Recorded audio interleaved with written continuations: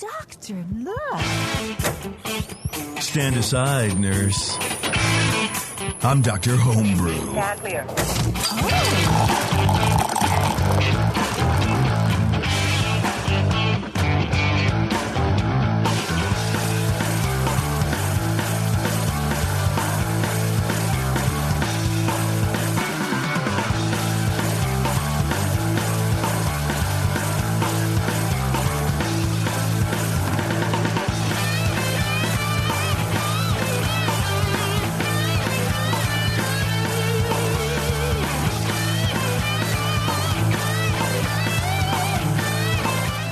Welcome, everybody. Dr. Homebrew. Back at it, judging homebrewed beers, judging your homebrewed beers, which is more important than other people's homebrewed beers. You know what I'm trying to say? With me, as always, are the two Brians, Brian Cooper and Brian Shaw. What's going on, boys? Well, we are remotely socially distancing from one another and drinking some beer, and we're going to be talking about that with people who are distant from us in time and space and who cannot drink the beer we're tasting either. Damn, I love that. I love that recap, that overly complicated recap, man. It's great. That's what I do, man. Can I overly complicate some other stuff? That's right. I'm a lawyer, for God's sakes. I overly complicate shit. Do you want to maybe eat a hamburger? I can talk for 10 minutes about how you should do that. I would love to eat a hamburger. That sounds really great right now. Well, first, you might want to find a cow. Well, that's probably very true. Yeah. Before we get to all that, though, of course, 5-Star Chemicals. You go to 5starchemicals.com.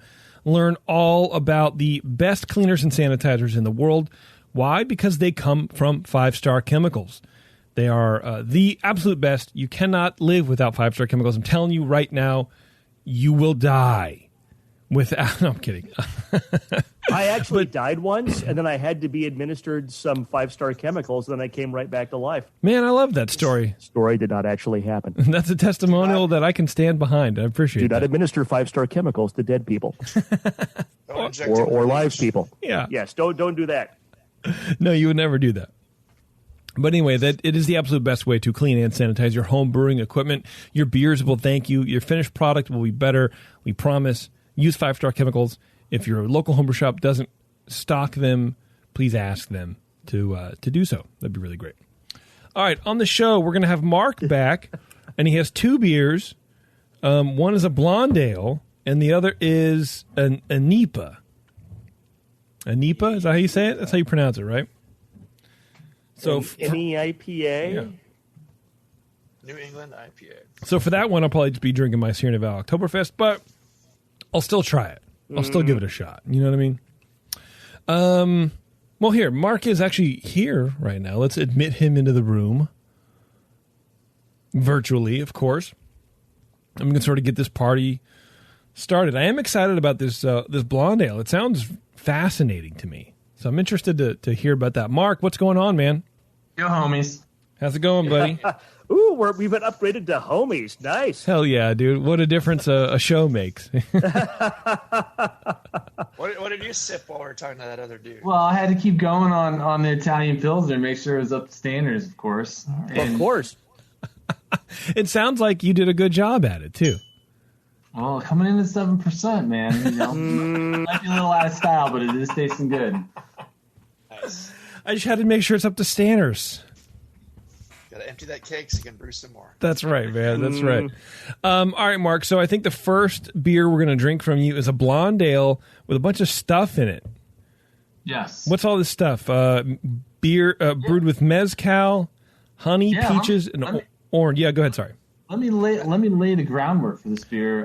Please do. My homebrew club, we do a quarterly club-only competition. There's a theme typically around that, and with it being kind of harvest season right now, the theme was go down to the farmer's market and grab whatever you want, and it just has to incorporate something from the farmer's market. So yeah, I got partnered with a guy who owns a meadery here in Loveland, and we put this beer together, and there's a whole lot of stuff going on. Okay, I so love is it mezcal honey or is it mesquite honey? I have no idea. Talk to the honey man. Because I got to believe that it's because mezcal is like an agave thing, and it has to do with partly with how you process it and toss it in the fire and all that. And I'm not sure what the bees are going to eat from a flower standpoint to make it mezcal honey, but I don't know. Maybe we'll talk to the honey man sometime. Give us his phone number and we'll have him on the show. Let me give that out to you real quick. Personal cell phone only, please. Yes. The bees only pollinate agave plants, and then they bring back the honey, and then they ferment it. They're special bees that have distilleries in their hives. Nice. That's what I read. That's tight. Those would be some damn good bees to have around. I love that. So what made you decide to throw in all the other stuff? Well, I mean, just try. Well, first of all, I just wanted to make something that was super drinkable. Okay. Blonde ale, nice, just kind of a base for about anything. And I'm, in addition to fermenting beer, I love hot sauce, and I ferment a ton of hot sauce. And I'm a pepperhead, and so I like pepper beers. You know, you love them or hate them, but just wanted to do something where I was incorporating some fruit and incorporating some peppers, and working with my buddy who has the meadery, and we had to throw some honey in too. You know, pepper beers really are like that, man. You either love them or hate them. You're not in the middle of the road, like because you said that. I'm like, well, I don't know. Let's not go too far out there in left field. But then I started thinking about all the pepper beers I've had, and I've never been on the fence about one. It's either this is pretty good or this fucking sucks. Yeah. That is weird, because like pumpkin beers you can sort of be on the fence about. Yeah. But I don't think you can be that way with pepper beers. Well, you can be on the fence about it as a style, but I don't know. You know what I mean, if you don't though, right? like pepper beers, you should still be able to find one that you like, because there's such a thing as balance, and you gotta if you really love spice and all you want is spice in your face, then great. The crazy unbalanced pepper beer that melts your mouth is going to be fine for you. Yeah. Well, look, I'll tell you what. Before we get into this beer, let's take a quick break. We're going to tease this. I'm going to switch the breaks up a little bit.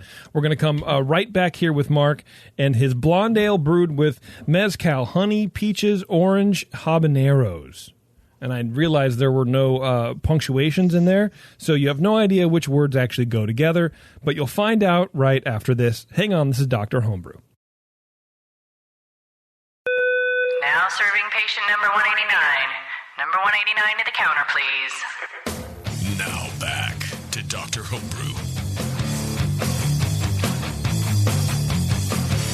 All right, welcome back, everybody. It's Dr. Homebrew. We are on the phone with Mark, and we have his blonde ale with mezcal, honey, peaches, and orange habaneros in our glass, and Mr. Brian Shaw is going to start us off here. Ooh. I'm very honored to be able to start. Thanks, man. So, Mark, thanks for being with us, and thanks for telling us on the last show, for those people who may not be listening to these back-to-back, about your homebrew club, the Wise Guys. So, Yeah, Wise Guys. How many members do you have? We fluctuate, but probably between, pre-COVID, between like 30 and 50, pretty active members. Nice. How many guys are actually wise, though? All of us, man. We're a club that we really spend a lot of focus on education. We drink a lot of beer, of course, but we focus on education. We put on just a really killer homebrew competition every year. In fact, if you pick up the August issue of Zymergy, there's a big write-up on our homebrew competition. Oh, nice. Nice. Cool. Wow. I need to read about that. I'm in Words of Wisdom, and we're a medium-sized club, too. We probably fluctuate more like 20 to 30 active members any given time, but we're also very education-focused. And, it's a good manageable size of people to have in a club. There are some wise people in that club. I've met them. Yes. And there are some wise Zymergists. And there's some wise asses, too. So we could praise each other some more, which I'm totally into, or I could review this beer. But let's review this beer. Praise you some more, Brian. Your beard is looking quite well groomed and handsome. Brian Shaw. Thank you. Let's review this beer. I recently oiled it. Let's focus. We're reviewing beer and not Cooper. Okay. No. Beers, not beards. So spice herb vegetable beer, I actually really like this style. This is a 30A. I got what I thought was stuck on a panel at competition that JP ran like a billion years ago in at EJ Fair, that B3 Forum Comp. Yeah, I love that. One when EJ Fair wasn't even completed, and we were judging, and there was construction happening around us, and we're in this like half-finished brew pub in Concord, and I got on a SHV panel, and I had 8 beers, like 2 of them were 40 plus, and I realized people, some of these, it has a bad rap among home brewers, but there's a lot of real creativity and a lot of really fun stuff that can happen in the spice herb vegetable category. And frankly, I often volunteer to do it just to experience some of that creativity. But this beer aroma I thought was real good.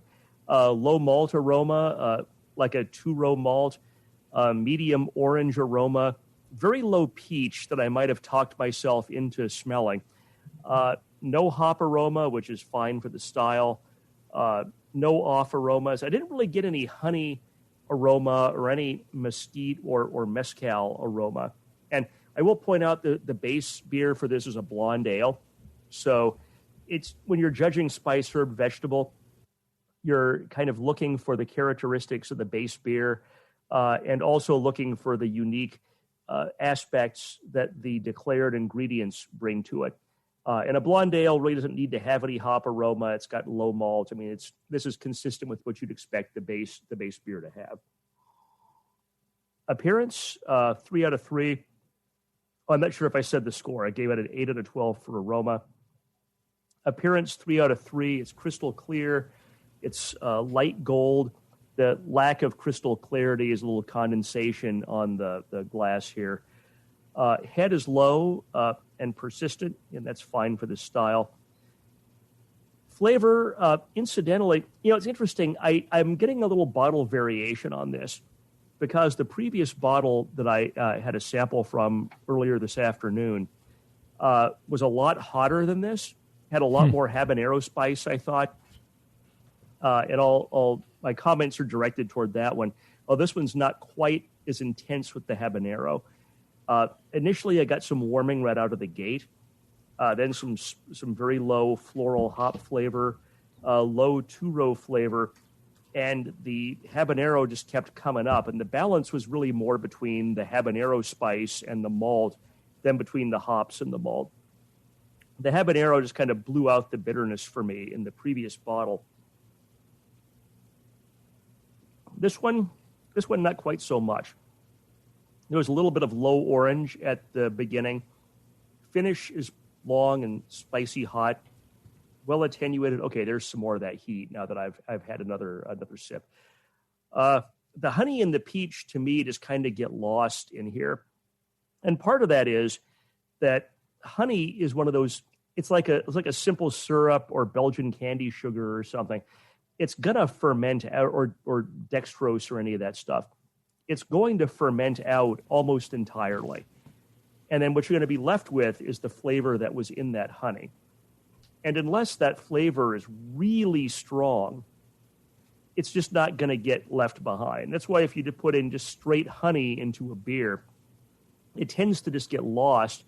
And if people are looking to make like a honey-flavored beer, they'll typically use like that honey malt because the honey malt has a honey flavor to it, but it doesn't just get lost in fermentation. But overall, flavor was good. There's no off flavors. Gave it 11 out of 20. Mouthfeel, 5 out of 5. Body's medium low. Carbonation's medium. Definitely more perky than creamy. No alcohol warming, although frankly, it's a little hard to tell because of even if there were, I think the habanero would kind of cover that up. No astringency. Overall impression, I gave it a 7 for a total of 34, which is very good. The really excellent creativity. This might be something like a Rauch beer, where sometimes if you're drinking like a Schlenkerlaw, you need to have like 1 or 2 before you really your palate adjusts to it and you really taste all the complexity. And this may just be a beer that requires you to have 2 or 3 pints to really get all the flavor in here. But the added ingredients are kind of unbalanced, and the habanero to me kind of blows some of them out. And I get some of the orange character with the habanero, but the peach and the honey goes away. And I would suggest that if you rebrew this, you might go for like habanero and orange or habanero and something else, or ditch the habanero and focus on the peaches, honey, orange. Or if you want that heat, maybe cut back on the habanero a lot, like 50%, 75%. So it's kind of a background heat. But to me, there's a clash between the amount of habanero and the peaches and the honey, because they're getting lost in this combination. But overall, I still like the beer. I think it's a good concept. What I do taste is good, and I think it's a good 34. Nice. All right, Brian Cooper. All right. I like the "Hello, my name is" label on this beer, first of all, and all the ingredients are listed there in weird order. Hello there. Mescal, honey, peaches, orange, habaneros. Okay. So 30A spice herb vegetable, I will say, is not my favorite style to judge, unlike Brian. Sometimes they're really well done. Often I find that there's something overpowering and awful in the beer that makes it too out of balance for me, and I don't care for it. And you get some weird ones. Like sometimes you get ones that you've never had before. It's just like, I don't know this herb or vegetable. I'd like a coffee cucumber saison. Yes. Yeah. But anyway, I mean, I brewed a beer with fenugreek or whatever. Yeah, like, okay. It tastes mapley. Great. Should have just declared maple. No. Anyway, it's in the nose, the beer is lightly sweet. There's not much honey detectable in there. Just a touch. But low herbal hop and medium low peach. It's a clean ale fermentation character. Medium low fruity esters. No DMS or diacetyl. There's a hint of a peppery spice in there for sure, and a light oranginess below everything else. But appearance-wise, it's a pretty yellow gold with a substantial white head that persists pretty well. Mostly finer bubbles, attractive beer with good clarity, definitely. Flavor-wise, it's one of the things I like the most about this beer is just the soft opening. You take a sip of it, and you're presented with nice fruit and honey alongside the malt.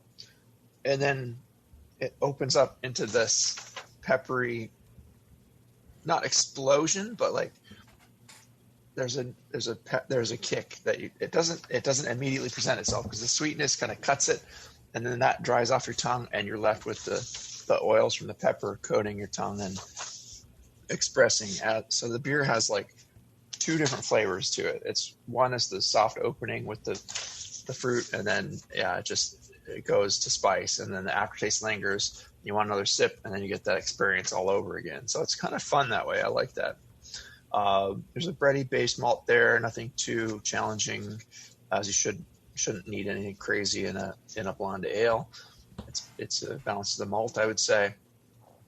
The peach and orange are fairly well in balance, and they come through to me, especially in that initial impression of the beer, where it just kind of blooms. Fruit, and then a little spice, a little more spice.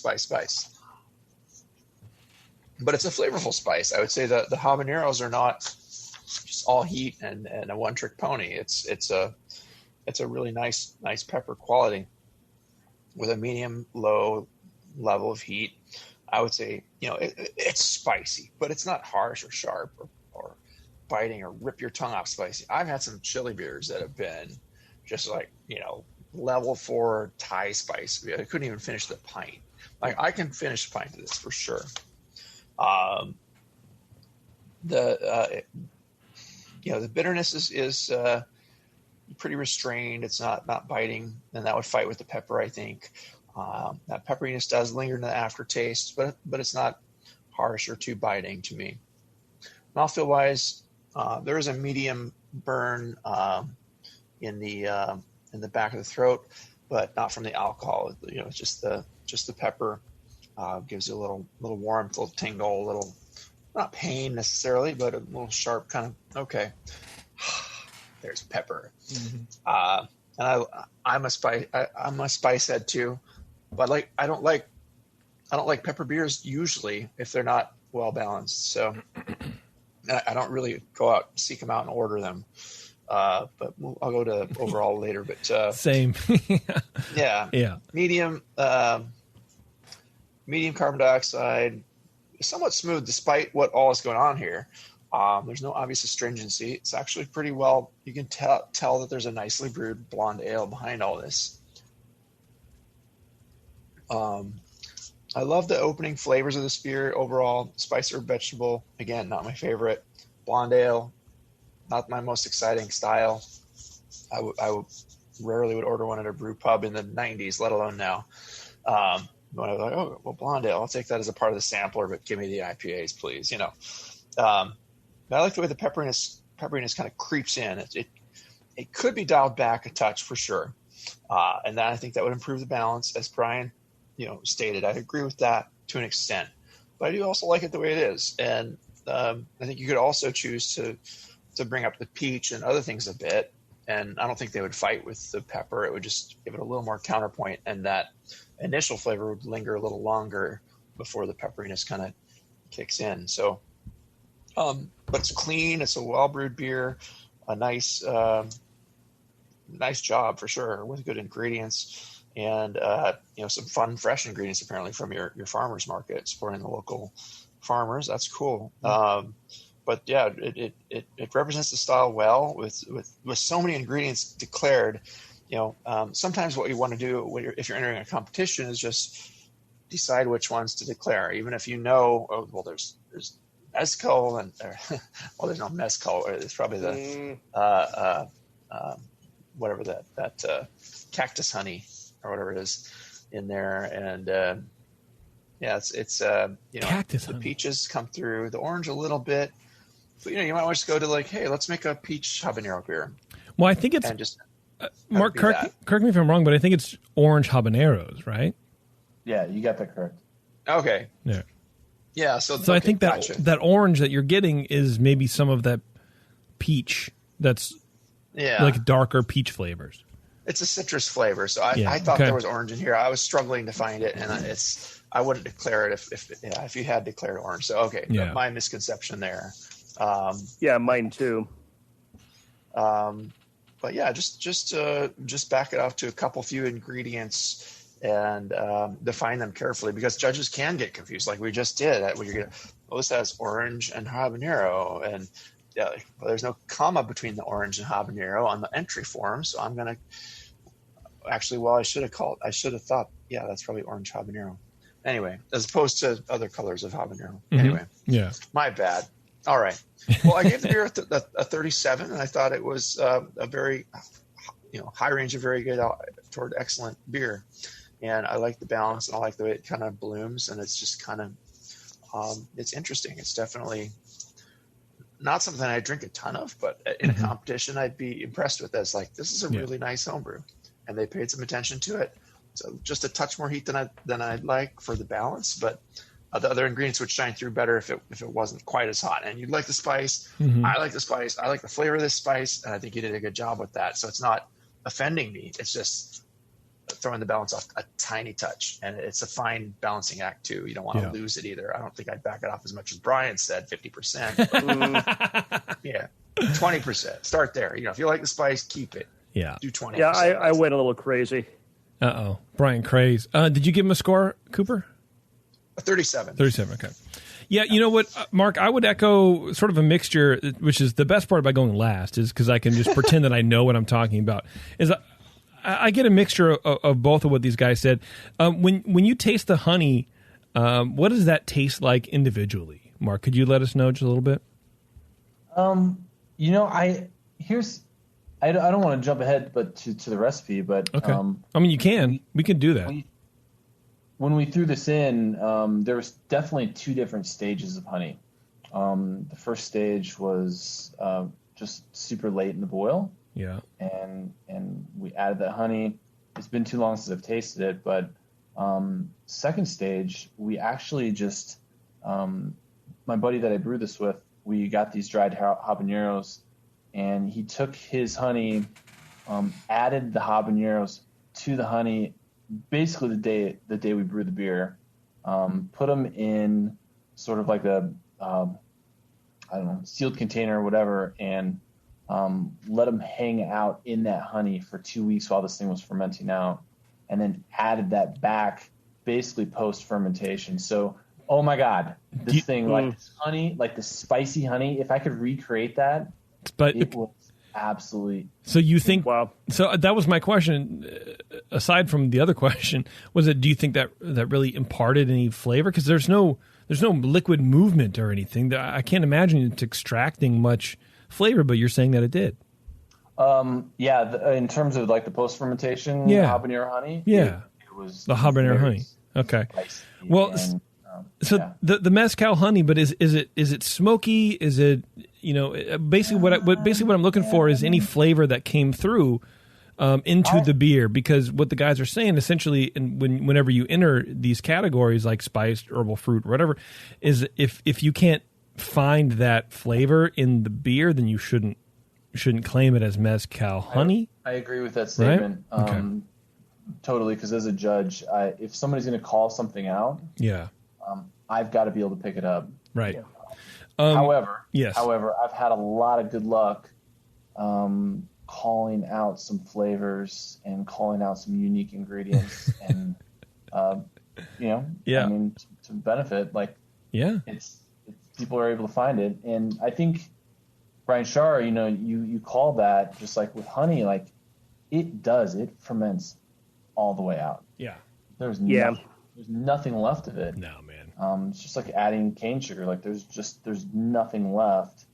So unless you're gonna like kill off the yeast and add that during bottling or something like that as your carbonation source, you're really not gonna find a lot of that in the beer.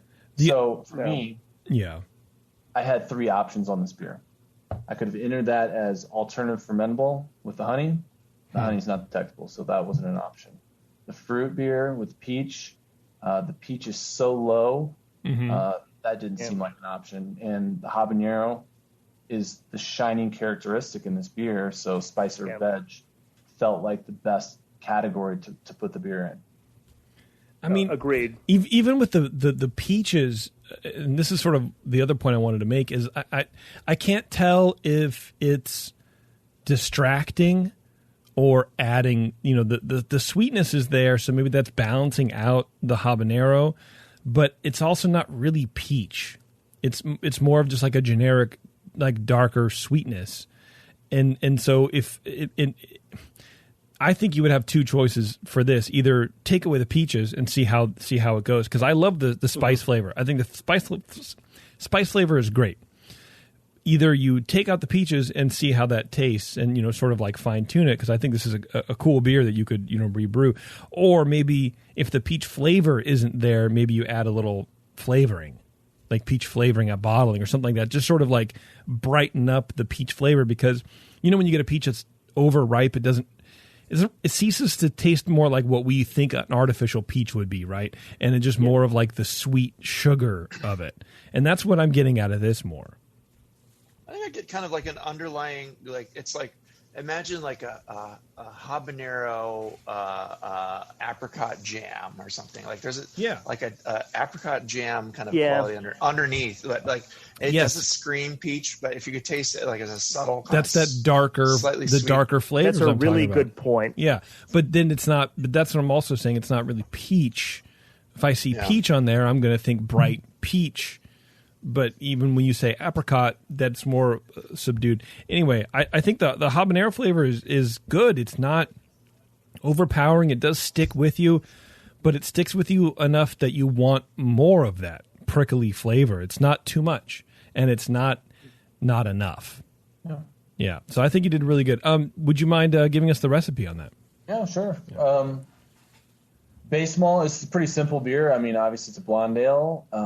We have a local maltster here in Loveland, Root Shoot Malting, and they've got a really sexy base malt, Genie Pale Malts. So that's what it's grounded in. This is an 11-gallon batch.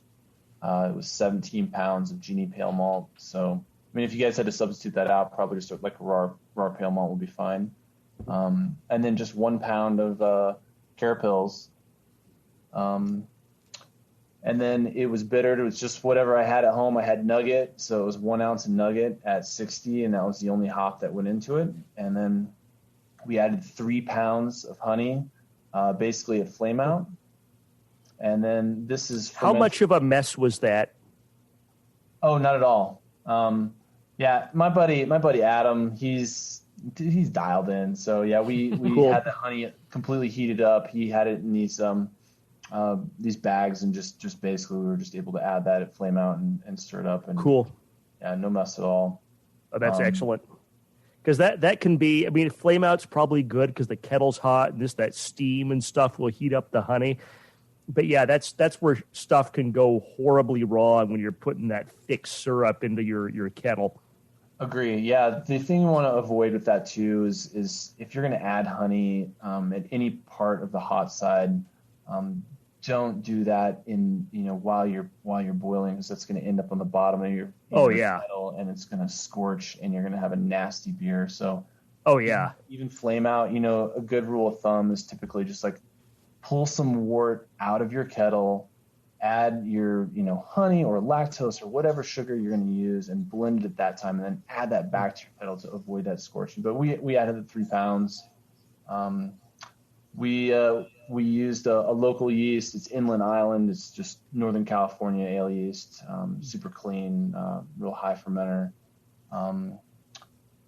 The OG on this beer was 1046, finished out at 1008. It was right around 4.9% ABV. And then, yeah, like I said, he grabbed some of these dried habaneros and took some more of that honey and put them in this sealed pack and basically did like a sous vide to kill anything that was on the habaneros and anything living in the honey, and then just let that hang out and just marry inside of that pack for a couple weeks. And so when the beer was fermented out, we added that back. And I guess I got to back up one step is kind of mid fermentation. We used it was not fresh peach. It was the Vintner's Harvest puree. Yeah. So the habaneros was our item that came from the farmer's market. Peach puree. So I think like I said, it's so low on the peach, and no offense to Vintner's Harvest, that they make a great product. I've used them in the past. The particular cans that I had from them, I've had them for quite a while, so that might have been part of it. And probably like the honey, just completely fermented out. All those great peach aromatics probably blew out. Yep, it's the honey. I think it's the habanero that squashed the peach a little bit. Yep. Yeah, for sure. But yeah, that's a great habanero flavor, man. I'm a chili head. I don't think this is hot. I think this is just super drinkable. Yeah. I have no problem having a couple pints of this. I'm really enjoying it, having it on tap at the house. No, it's great. I mean, it's how do you guys say it in Colorado? Once you come off the lift from the pow pow, brah, right? I don't know, man. Whatever. We broke Brian. That was pretty hilarious, man. Anything else, Mark, that you have for the boys, or vice versa? The narnar? It's the narnar, brah. The narnar is definitely a thing. Yeah. I like. Yeah, go ahead. I like the way you described this beer, and I could tell that you had fun brewing it. So that's part of the That's the main thing. We got to remember that. Denny and Drew say, if you're not having fun while you're brewing, what's the point of doing it anymore? Like, you make it too crazy and complicated. You just got creative and got a little culinary with it and did some creative stuff. It reminds me of that IPA that I did with the only time I've ever done this. It was Szechuan peppercorns, ginger, and like sort of like orange heavy, hops. I forget the recipe, but it turned out really cool. I wouldn't ever brew it again. But it is that, like you're saying, Cooper, it's the culinary sort of, you're taking flavors from outside of beer and putting them into beer and seeing if they work. And and that's, that is at its core, that's what home brewing is. It's heady. It's a wise person's thing to do. That's right. All right. Well, let's take a quick break, and then Mark, if you want to hang on, we're going to pop your New England IPA, and we'll take that for a spin. Are you okay with that? After all the spice. Yeah. Yeah. Okay. Yeah, we're going to get that ready here. All right. Hang on, everybody. It's Dr. Homebrew. We'll be right back. Hello, fellow BNers. This is Sully from the 21st Amendment Brewery located in San Francisco, just 2 blocks from Giants Park. Before Nico and I opened the 21A and before I was a professional brewer, I homebrewed on my small 4-burner apartment stove in a back house in Santa Monica, California, making my extract brews before graduating to the daunting idea of all-grain brewing. Homebrew books and information was hard to come by back then. The internet hadn't been invented yet, along with other things we take for granted today, like electricity and potable water. One thing I wish I had back then when I was learning was a radio show that could teach me the ins and outs of brewing and answer questions that I had about homebrewing, a resource for making great craft beer. The 21st Amendment Brewery is excited to be a proud sponsor of Dr. Homebrew, a great show that teaches you what you need to know about making incredible beer. Good stuff. Listen up, you might learn something. I certainly did. And thanks for your support. Tasty Crack Games. The leader in affordable, high-quality kegerators is here. Introducing Komos, the kegerator designed with serious beer drinkers in mind. It features an all-stainless steel draft tower, a major upgrade over traditional chrome-plated brass towers, and Komos keeps your new tower cold with their air-cooled tower fan, wrapping your beer lines in frigid coolness. Your beer is poured from innovative forward-sealing faucets that don't leak, so they stay cleaner for longer. Dual gas inlets on the rear of the fridge allow you to run both CO2 and nitrogen gas. Serve your beer with CO2, serve your kegged wine, or even cocktails with nitrogen. The digital temperature display has the largest range available, allowing you to use the Komos Kegerator for fermentation if you need to. And now Komos Kegerators ship with duo-tight draft fittings for that click-to-connect assembly we've all dreamed of. Buy direct from KomosDraft.com and receive free shipping on your order. That's KOMOS Draft.com.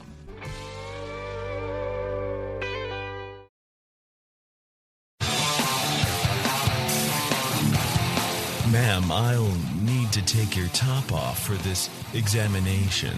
Oh, doctor. All right, everybody, thanks a lot for sticking with us. We're going to wrap it up here, but first, we're going to chat with Mark again about his New England IPA. Now, Mark, I don't know why you decided to torture me with this New England IPA, but is this the first time you've ever made this mistake and made a beer like this? No, I'm really digging making these beers right now. Okay. I am a little bit scared to have you guys pour these, as I'm only 1 for 2 in terms of my bottle variation, and I know this beer has a little bit of age on it, so well, okay. 1 or 2 of us ought to like it. That's right. I'm guessing it won't be JP. No, well, maybe. You never know. Stranger things have happened. So before we get to this, though, that Blonde Ale, what was the ABV on that? 4.5%. Okay, good. He said like 1048 starting gravity. It feels like it was like 8%. Like I feel just totally buzzed out of my gourd right now. I don't know why. Maybe because I'm hungry. But it's Maybe you've been drinking less, or yeah. Have you eaten since yesterday? No, I don't think I've eaten ever. Yeah. And Mark, did you say if that was like a 2-row Blonde Ale and I just totally missed it? He said it was a specialty craft. Specialty craft. That's right. That's right. Shark, can you turn yourself down a little bit? Suddenly you're just like so much louder. Yeah. Okay. Blowing us away. Yeah. Sorry. That's all right. It happens. A little bit further away from the... That's perfect. If I just am right here. I was too close to the mic. Cool. That's all right. Don't worry about it, man. You're good. Yeah. All right, Mark. So this is not your first NEIPA, you said, right? Nope. Okay. Nope. Perfect. But, it's definitely my favorite one that I've brewed so far. Okay. And did you send this you didn't send this to just get straight judged. We're just it's kind of a bonus beer that we're just going to take a little bit of liberty with, and we're not going to fill out score sheets or do the thing. And I say we, of course, you guys, everybody knows that. I'm not referring to myself. We're not doing score sheets, but we're still talk about it a little bit because it is interesting beer. People still, brew these for whatever reason, and I'm kidding. And people want to know a little bit about it. So, Cooper, if you want to just sort of kick off the discussion and kind of talk about this beer a little bit. Yeah. So, for those of you that want to do, to judge along, there's a New England IPA BJCP style. It's a provisional style on the web. But yeah, you can find that, and it's 21B Specialty IPA, New England IPA. So that'll tell you kind of what you're looking for in this beer. And overall, it's just kind of a intensely fruity, aromatic beer with a soft body and a really smooth, silky mouthfeel.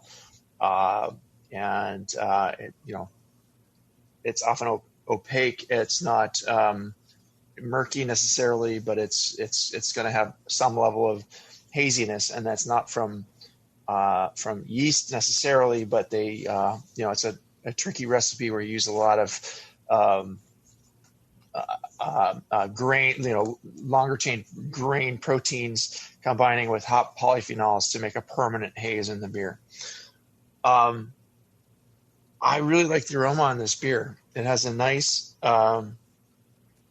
papaya and passion fruit, guava, hop aroma.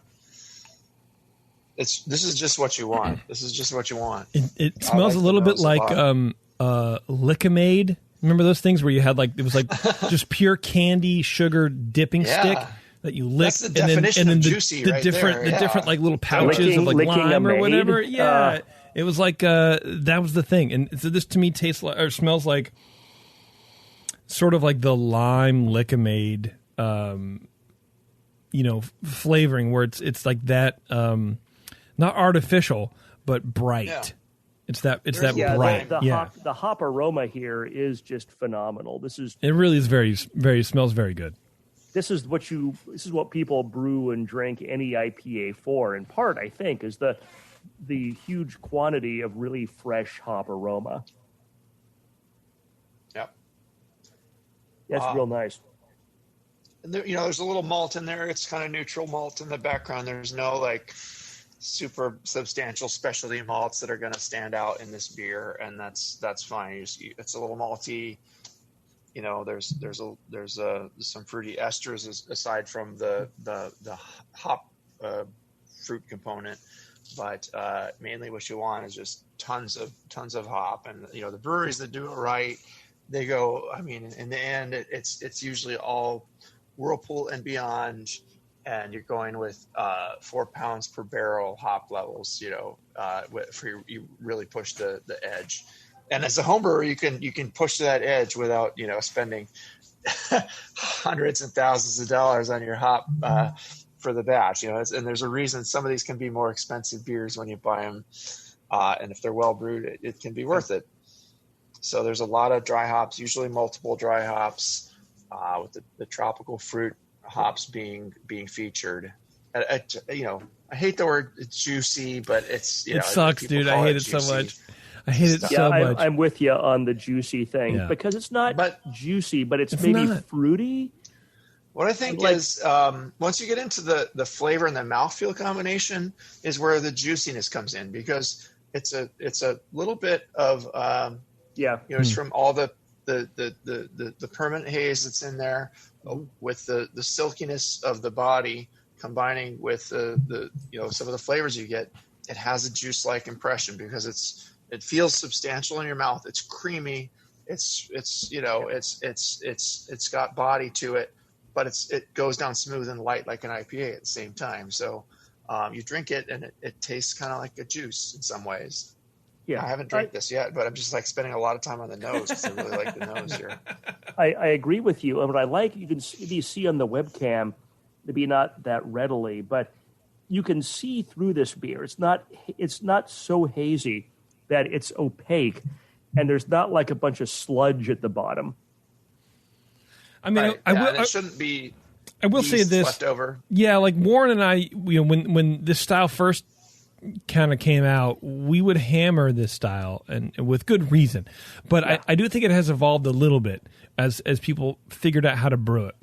And what they don't want anymore, what they're not doing anymore, at least not in as great quantities as would get on my radar, but putting that sludge in there, putting the floaters in there. There are those things that happen, but it has sort of refined. It's definitely a cool example of a style that's evolving as it continues to grow in popularity, which is kind of cool. And that doesn't really happen a lot. Brewed IPA did, but that went away. Black IPA sort of kind of did, but that was sort of one-dimensional. But New England IPA is still evolving, I think. Right. And I think so there's two problems with it. It started in New England, of course, and it's yeast dependent, and you get some stone fruit esters from the yeasts that are used out there. You want to use the London Nail 3 a lot of times. Different people use different yeasts, but there's a number of them you can work with. Barbarian, but it's not about having that yeast stay in suspension. That yeast produces some of the nice stone fruits you get, but just that yeast itself, it's a fair amount of that, and you get some of that. And you can also work with using sugars to make the yeast bring out different flavors and dextrins and things. But I think the part of the problem is that, HomebrewCon happened out on the East Coast in Philly. I had to miss that one. I was bummed, but people came back and started trying to brew New England IPAs without really understanding them. So here on the West Coast, I think we got a false impression of what the style is all about. And then the last time we were able to go to HomebrewCon out in Rhode Island, we got to taste a lot of these beers at the source, and it was fun. I mean, it was really cool, and they're not always that hazy. Like you order an IPA there, and it could be slightly hazy, and that's how they serve them there. And they use a lot of oats and wheat adjuncts to bring out the unmalted wheat, flaked oats, and to get it to combine with the hop that's in there. And Mark, But the other problem is you want to serve them fresh because these beers don't age well. No, they don't. No. Mark, are we okay to talk about your work for a second? Yeah, sure. Or no? Okay. So you're working at Left Hand, which everybody knows Left Hand, the amazing milk stout. Are you guys? And so when you sent over the T-shirt that Brian is wearing, you sent over a bunch of different experimental beers. Are you guys making any IPAs over there? And if so, how are they being received? Let me just preface that by saying, no, I guess it's not a preface, right? Because I'm stupid. But I'm interested to know how larger, regional breweries, I guess you're a regional brewery, are sort of approaching new styles and pushing the envelope while definitely into homebrew territory, while still having to maintain sales and market share and all that kind of business junk, I'd say, Brian Cooper's got a couple of our couple beers in front of the camera there, and I'd say one thing that we've learned as a company that we've definitely embraced is leaning into our strengths. And our strength as a company, our strength as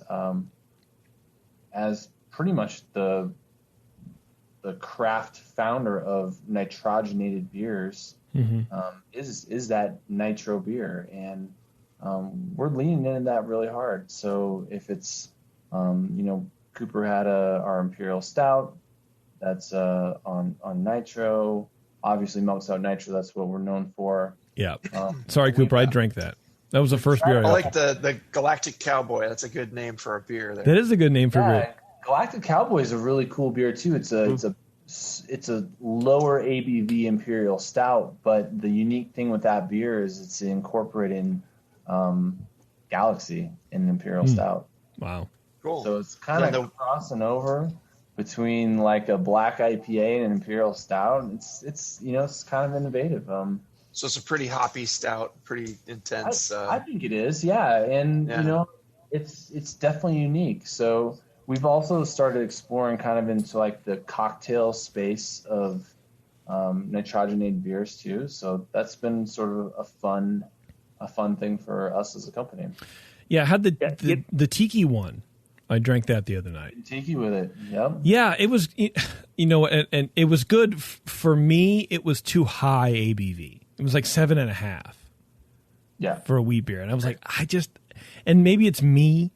And that sort of goes along with my question, especially about NEIPA, but just sort of, you know, larger regional breweries doing experimental beers. How is that for the company? How is that being received in the marketplace? Because for me, traditionally, you know, this is what you were just talking about, what Cooper was just putting on the camera, what we were just talking about with the tiki drink thing.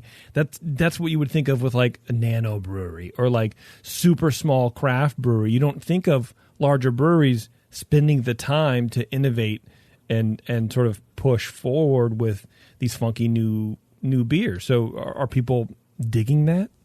Well, I think innovation is a really key element to the future of craft beer, especially thinking about like New England IPA as an example. Is like, who isn't trying to make one of those at this state of affairs? So if you're not thinking innovation, if you're not thinking down the road, if you're not sick of fucking seltzers, oh my God.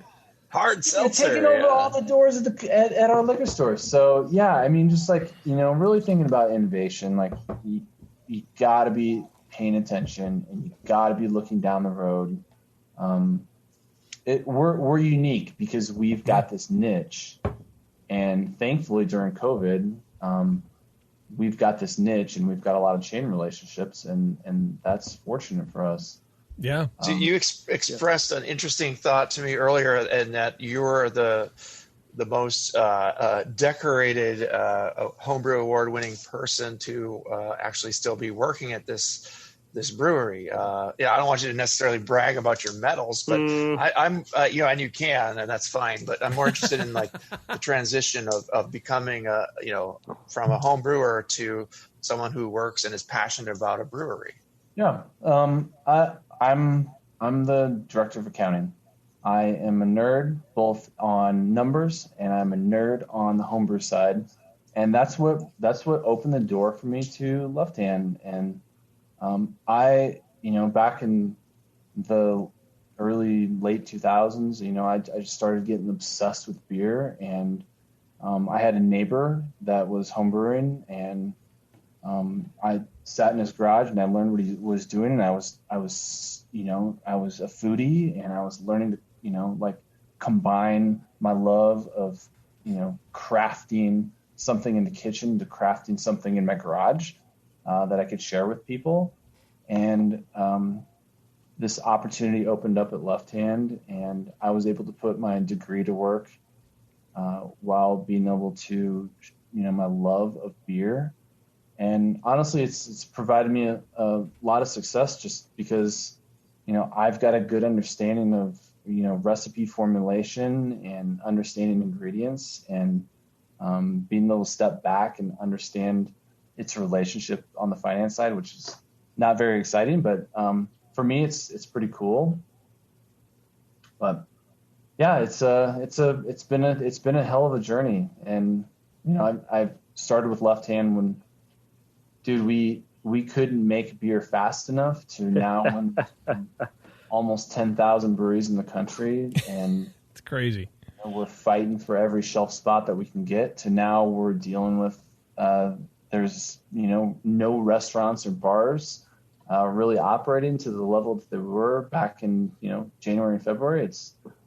It's been crazy, man. It's nuts. I mean, no doubt. As nutty as it is for consumers, it's got to be double nuts for the producers. Yeah, and consumers, and as one of them, I'm raising my hand right now. Like, consumers always want something new. Like, yeah, and is it new? I don't know what that is because I am not that consumer. But this is a thing that as a flaw in my system, in my coding, whatever, that I've admitted for years, where it's like, I do marketing, but I hate marketing. I drink craft beer, but I just stick with the things that I know. And I don't really branch out because I've been burnt so many times because there are too many breweries not doing the things that I like very well. Have you found yourself in a position where you walk into a liquor store and there's just this wall of beer? Yeah. And there's so many choices and you're overwhelmed. And rather than make a choice based off of cute or sexy artwork, you're making a choice based on, I know that Sierra Nevada Pale Ale is going to be solid every single time, and there's a date on the package. And I feel confident with it. Bro, I'm the guy that you will see walking down the aisle of Safeway, pulling beer out and looking at the back box because I know, in general, beer distributors rotate stock. So I will find the freshest beer because I love Sierra Nevada so much. I want it fresh as possible because I understand how travel can affect the end product. I mean, doing the sensory panel that Byron threw together for us at Sierra Nevada, 70 degrees for a week changes your beer structure. It just does. And that's why people at Sierra Nevada are so passionate about it. And so that's why I want to find the freshest beer possible.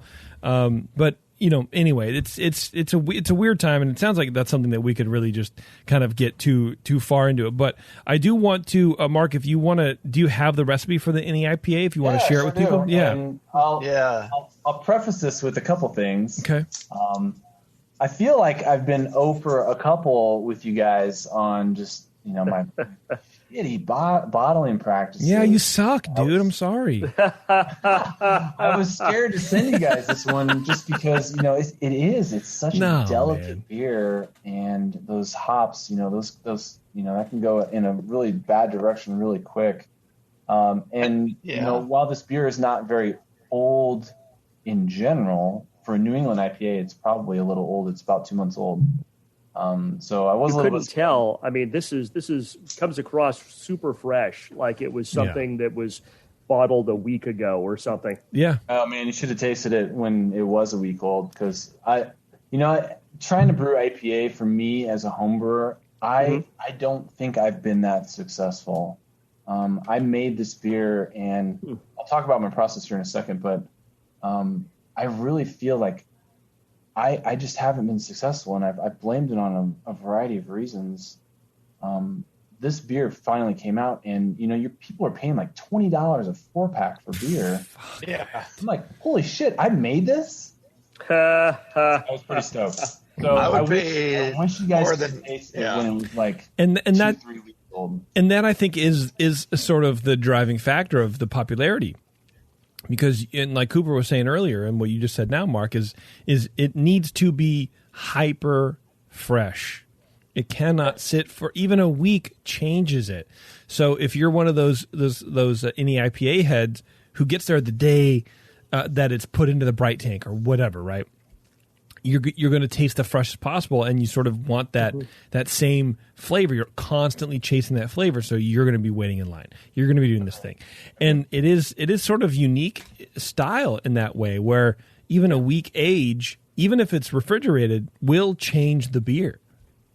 Yeah, but this traveled really well. It traveled very very well. The bitterness is soft, and it's. I went back to the blonde ale. That's all I'm saying. The mouthfeel is just right. I still have some of the blonde ale, but I'm going to finish this one because this is I would say this is the best of the 3 beers that we've judged from you tonight. 1 on the last show, 2 on this one. Yeah.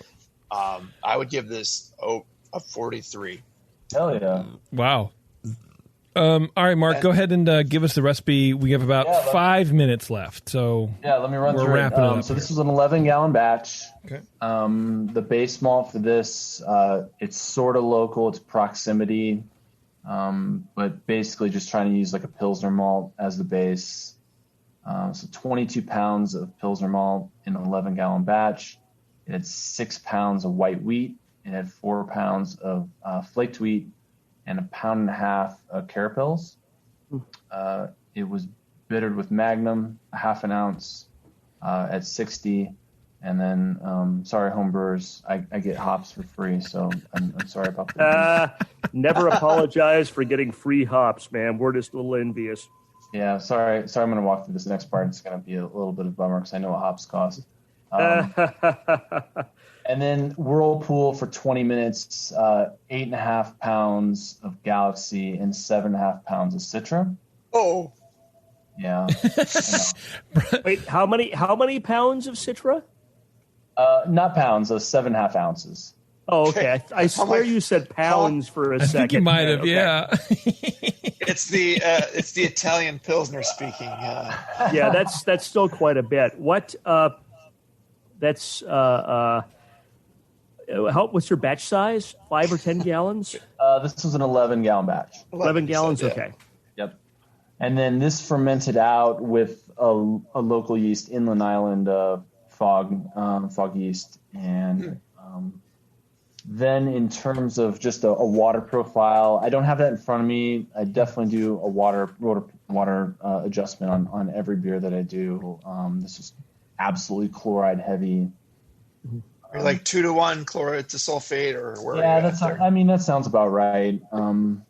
But yeah, definitely trying to create that soft, pillowy mouthfeel. Yeah. And then some advice that I got from the guy that owns that Inland Island Yeast Company in terms of like that biotransformation that's going to happen, as you're adding hops in mid-fermentation. I said, when is the best time to add that first dose of hops? And he said, as soon as you see fermentation kick up.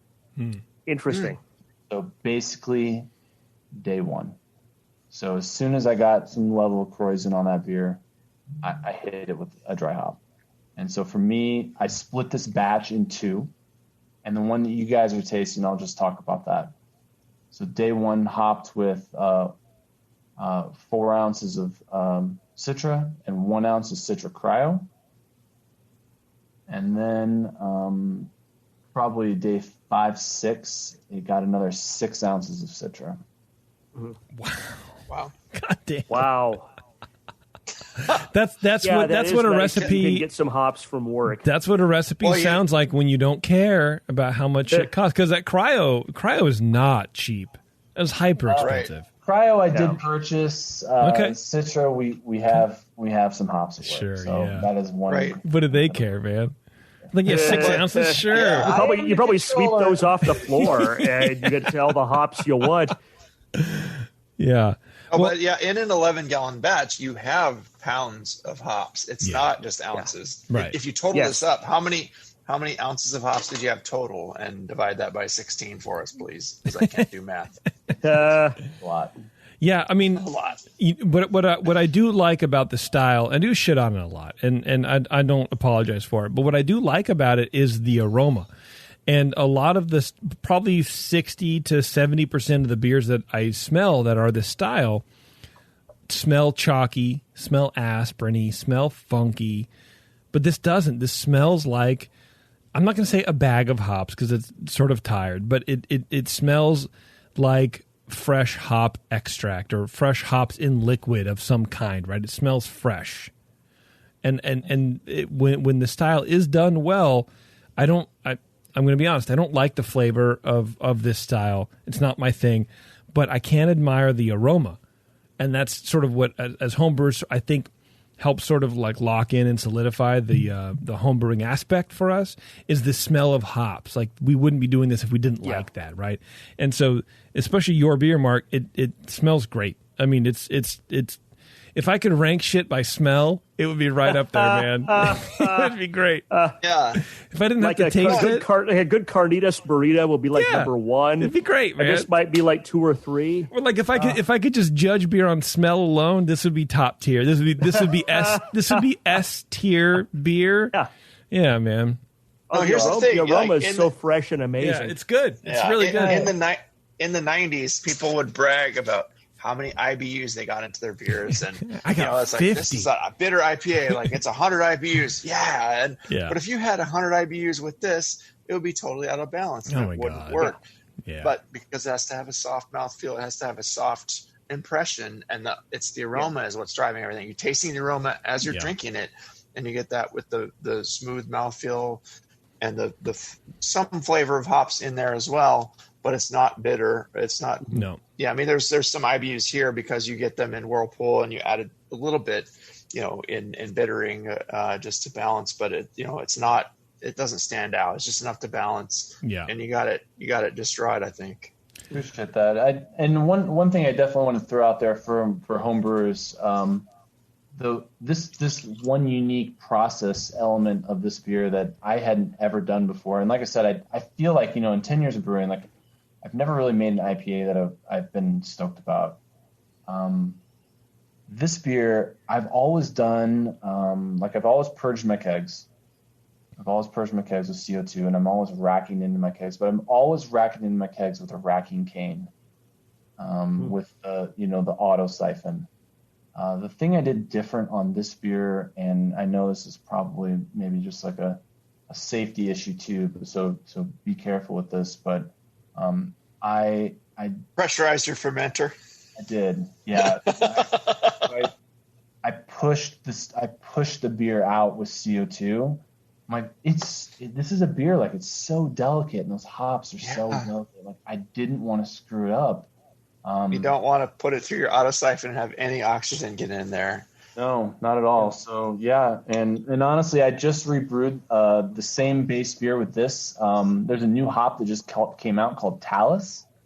I've heard that, yeah. Pushing that. I just bought a pound of that. Just brewed it last weekend. Really stoked about that. Went to morebeer.com just as of today and purchased the diaphragm pump so I could do exactly that and avoid the CO2. There you go. Scariness of with my glass. Gotta be careful there, yeah, for sure. Absolutely. Yeah. So you're pressurized your carboy a little bit. Yep. Yeah, those like orange. Don't do this at home, listeners. This is a recipe for going to the ER. Yeah, for sure. Well, I mean, really, so here's how this works: is like you get those orange carboy caps, and you put your racking cane down in one end of that, and you're going to hook your CO2 up to the other end of that. Right. They're going to release the pressure before the carboy blows, for sure. Exactly. The orange carboy cap is going to pop off if the pressure got too high. It did pop off a couple times. It felt a little scary, I will admit. Yeah, I feel like you have to have a lot of PSI internally to blow the thing. Now, if you zip tied it down, maybe you might have a thing. But yeah, I think you're right. Well, Mark, look, man, it sounds like we can talk to you all night, and I really appreciate you not only sending us the left-hand beers and the shirts, but also your homebrew. I really appreciate it, man. And if you have anything else to send us, whether it be left-hand beers, I'm not going to say. Whether it's your homebrew, I'm fine with that too. Please do. Right on. Appreciate the time, guys. All right. Thanks, brother. Cheers. Thank you, Mark. It's been a lot of fun. Right. Thanks for sharing this really awesome beer. Yeah, absolutely. All right, everybody. Thanks a lot for tuning in. We really appreciate it. If you want to hear more cool information like this, we have, we're at like 170,000 shows for this stupid Dr. Homebrew show.